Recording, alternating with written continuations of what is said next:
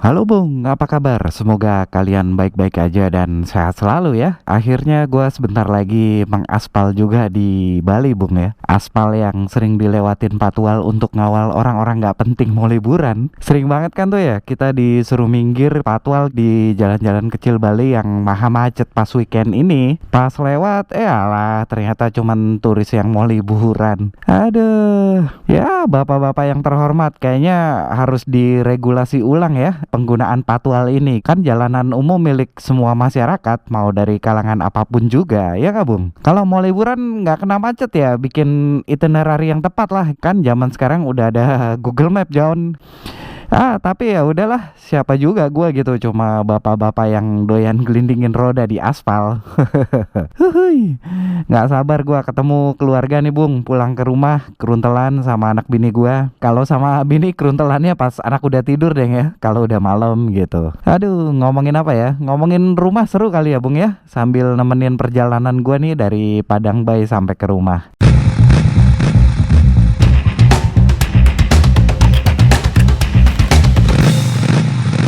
Rumah emang selalu menarik untuk dibahas ya Bung. Kalau kita bahas secara umum, rumah adalah sebuah bangunan yang kita jadiin tempat tinggal dalam kurun waktu tertentu. Atau mudahnya kita bisa bilang rumah adalah tempat tinggal makhluk hidup. Kalau tempat tinggal makhluk tak kasat mata zaman sekarang apa yo? Itu tuh channel-channel horor Bung. Ya mereka kan ada di setiap episodenya gitu. Artinya mereka ada di rumah itu terus.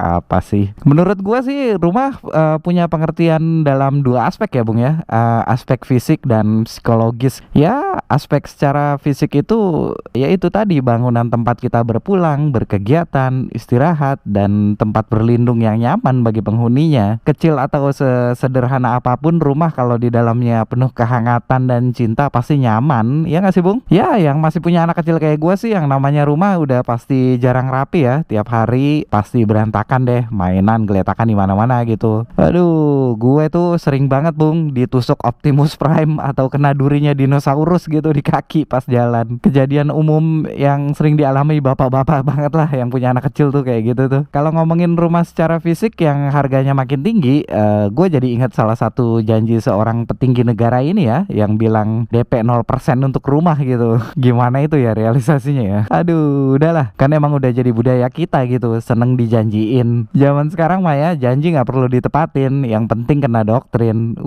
Gokil, serem udah. Yuk lanjut ngomongin rumah aja yuk. Banyak banget faktor yang bikin rumah jadi sulit digapai ya Bung ya. Selain harganya yang makin tinggi, terkadang gaya hidup kita sendiri juga yang bikin kita susah mencapai gitu untuk punya rumah sendiri. Tapi gue pernah baca tuh ada salah satu generasi yang emang nggak kepikiran punya rumah gitu, nggak mau ya, karena menurut mereka kebutuhan utamanya adalah healing.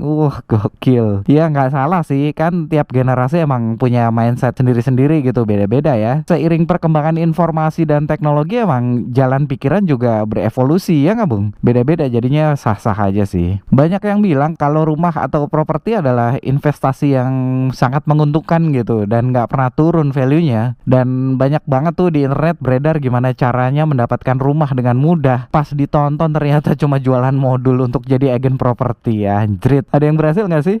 Ngomongin agent properti di Bali nih, gue jadi ingat beberapa kasus yang terjadi di sini ya Bung ya, dimana banyak ditemuin agent properti berwarga negara asing gitu. Nggak sedikit sih jumlahnya dan tingkat keberhasilannya tuh tinggi gitu. Begitu diselidiki ternyata cuma sebagian kecil aja yang pegang izin atau berlisensi, kan gokil gitu ya. Gempuran pengaduan masyarakat kayaknya emang belum bisa ya Bung, belum bisa untuk membendung atau paling nggak nyikat mereka-mereka yang nakal buka usaha tanpa legalitas di Bali. Sebagai masyarakat gitu ya, bukannya kita takut bersaing, tapi mereka yang bergelut di dunia bisnis itu cuman pengen menuntut sila kelima gitu ya. Aduh gila, ngelantur amat nih gua ngomongnya. Lanjutlah. Dalam memilih rumah juga tentunya kita harus mempertimbangkan banyak hal ya Bung ya. Misalnya aksesibilitas, ya kita harus pertimbangin tuh jarak tempuh dari rumah ke tempat kerja, atau jarak tempuh dari rumah ke fasilitas umum. Terus jalanannya menuju lokasi rumah tuh ya pasti cari yang nyaman, aman, dan lancar gitu ya. Ya kalau carinya medan yang berbatu dan cenderung off-road kan kasihan juga keluarga lu, atau kasihan juga kantong kita ya. Masa sebulan sekali ganti ban, waduh boncos Bu. Bung. Yang lebih gawat lagi sih kalau medannya kayak gitu tuh pas pulang kebelet pup gitu. Wah, gokil sih, bisa cepirit duluan sih gue yakin tuh. Selanjutnya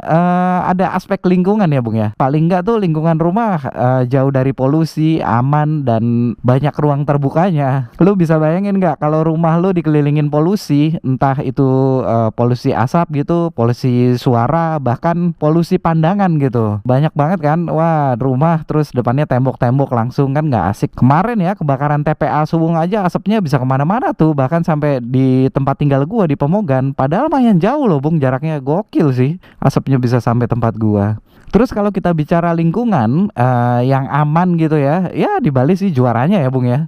Tapi belakangan banyak juga baca dan denger gitu kejadian pencurian. Semoga ya Bali tetap jadi pulau yang aman ya. Amin. Terus selanjutnya ada juga aspek konstruksi bangunan. Nah, ini dia nih belakangan banyak terjadi nih. Ketipu gitu sama kontraktornya. Milik kontraktor nih jadi satu hal yang cukup sulit ya. Gimana nggak sulit coba? Banyak banget yang janjiin ini itu di awal gitu. Pas proses jalan bilang kurang ini, kurang itu. Terus ternyata hasilnya nggak seperti yang dijanjiin gitu.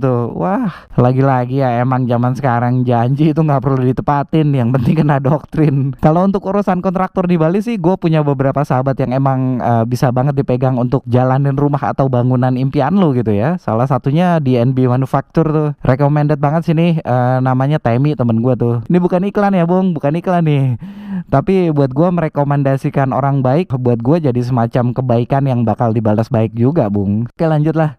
Nah, ini aspek terakhir dalam memilih rumah idaman ya Bung. Rumah lu harus legal. Ini dia satu hal yang pada akhirnya jadi senjata untuk menipu customer gitu. Banyak banget ya. Ingat ya Bung, legalitas kepemilikan rumah harus terjamin dan aman. Legalitas tuh diantaranya ada SHM, IMB, akte jual beli, dan PBB ya Bung ya. Di Bali nih kalau bicara tentang legalitas juga membingungkan juga loh Bung. Lah gimana coba? Area pantai itu bisa dibangun bangunan permanen segede gitu. Lah emang secara legalitas bisa gitu ya. Aduh, lucu itu sih. Beberapa tahun ke depan kayaknya bakal habis deh pantai di Bali nih dibangun beach club, villa, atau hotel super gede gitu menurut gue ya. Yang cukup membingungkan lagi sih beberapa zona hijau di Bali ya yang udah beralih jadi bangunan. Gokil. Cepet banget emang kalau bicara pembangunan di Bali Bung. Dan mirisnya gitu sedikit yang menguntungkan warga lokal ya. Semoga warga Bali nggak seperti warga Betawi ya Bung, tersingkir dari tanahnya sendiri. Ya itu deh aspek-aspek ya yang menurut gue jadi acuan untuk memiliki rumah idaman kita gitu. Oh iya, dari tadi kan kita bicara rumah cuma dari definisi secara fisik ya. Padahal ada juga loh definisi rumah secara psikologis gitu ya. Kalau menurut pengertian umum sih dari sisi psikologis itu sulit banget gitu diartikan secara harfiah ya Bung ya. Karena rumah yang dimaksud di sini bisa berupa apapun gitu. Bahkan di dunia otomotif itu ya ada beberapa riders yang sedang melakukan perjalanan lama dan jauh gitu menganggap bahwa kendaraan mereka adalah rumahnya. Makanya sering kita lihat tuh para touring tangguh ini gitu ya dilengkapi peralatan yang nggak tanggung-tanggung lah. Gokil sih, well prepare banget lah untuk segala medan Bung. Lu mau masak, lu mau apa ada semua di situ ya. Atau yang lebih deket banget lah di Indonesia gitu ada beberapa temen dari Vespa Extreme yang sering melakukan perjalanan jauh gitu ya. Mereka ini bisa dibilang menganggap bahwa Vespa Extreme-nya adalah rumah mereka dalam kurun waktu tertentu ya Bung ya. Tapi ada juga beberapa teman penganut paham tertentu bilang kalau rumahnya adalah tempat di mana hatinya bisa damai dan bahagia. Aduh, menyentuh sekali. Pada intinya emang yang namanya rumah udah seharusnya jadi tempat paling damai dan bikin kita bahagia ya Bung ya, baik secara fisik atau psikologis. Kalau kalian udah punya rumah gitu harus dijaga baik-baik Bung, jangan sampai kayak Palestina ya, rumahnya diambil sama penjajah bahkan diusir gitu. Aduh, gua berdoa lah semoga Allah mendengar doa anak-anak Gaza yang kehilangan rumah dan tempat bermainnya. Amin. Saking indahnya kata dan arti rumah bagi makhluk hidup, banyak musisi tuh yang terinspirasi oleh rumah untuk karya-karyanya. Coba deh disimak arti rumah bagi musisi-musisi ini. Nomor 1 ada Rumah Kita dari God Bless, salah satu band rock yang masih manggung sampai sekarang ya. Dan sih kemarin malah baru aja bikin konser emas 50 tahun. Wih, gokil, setengah abad. Walaupun dengan segala keterbatasan karena umur ya, mereka tetap masih bisa bawain lagu-lagu kenceng gitu, macam Semut Hitam atau Menjilat Matahari. Dan sih Om Iye, Om Ian, Om Doni, Om Abadi, dan Om Fajar. Salam hormat dan sehat terus.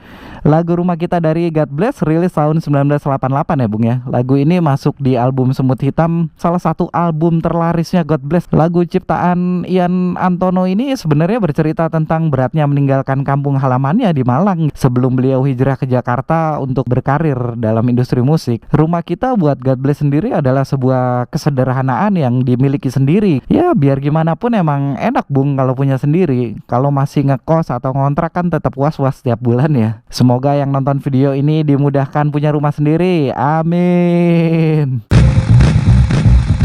Nomor 2 ada Rumah dari Firsa Besari. Nih dia nih salah satu musisi yang gue suka banget baca liriknya ya. Ya lirik-liriknya tuh puitis sekaligus romantis banget gitu Bung. Firsa selalu berhasil membawa karyanya deket banget sama pendengarnya ya Bung ya. Kalau dengerin karyanya tuh dan lu tahu hobinya yang sering mendaki gunung gitu ya, kita tuh seakan dibawa ngikutin doi jelajahin gunung tanpa harus ikut gitu. Jadi nggak capek-capek banget lah. Apa sih lebay gue. Rumah dari Firsa Besari adalah bentuk rumah secara psikologis, dimana bukan lagi bangunan fisik yang dituju oleh Firsa, tapi hati seseorang. Gokil. Ya balik lagi ya kan, namanya juga rumah, tujuannya emang buat cari damai gitu. Sejauh mana lu udah ninggalin suatu saat, pasti juga lu akan pulang gitu ya Bung ya. Nomor 3 ada Tentang Rumahku dari Dialog Dini Hari. Ini dia band asal Bali yang personilnya udah malang melintang gitu di industri musik. Lagu Tentang Rumahku ini buat gue berhasil banget gitu, bikin gue selalu kangen pengen pulang nih kayak sekarang ini nih. Ini lagu tuh kayak punya daya magis yang bisa bikin kita mengingat rumah dengan segala kebahagiaannya gitu. Walaupun di rumah tuh nggak selalu ada bahagia gitu, ada berantemnya juga, ada berantakannya, bahkan ada yang bocor kalau pas musim hujan. Tapi ya bener sih kata mereka, adakah yang lebih indah dari semua ini? Wah itu dia. Aduh makin kangen banget gue nih, pengen cepet-cepet pulang ke rumah Bung. Udah ditelepon-telepon lagi. Ya udahlah, gas dulu Bung. See ya.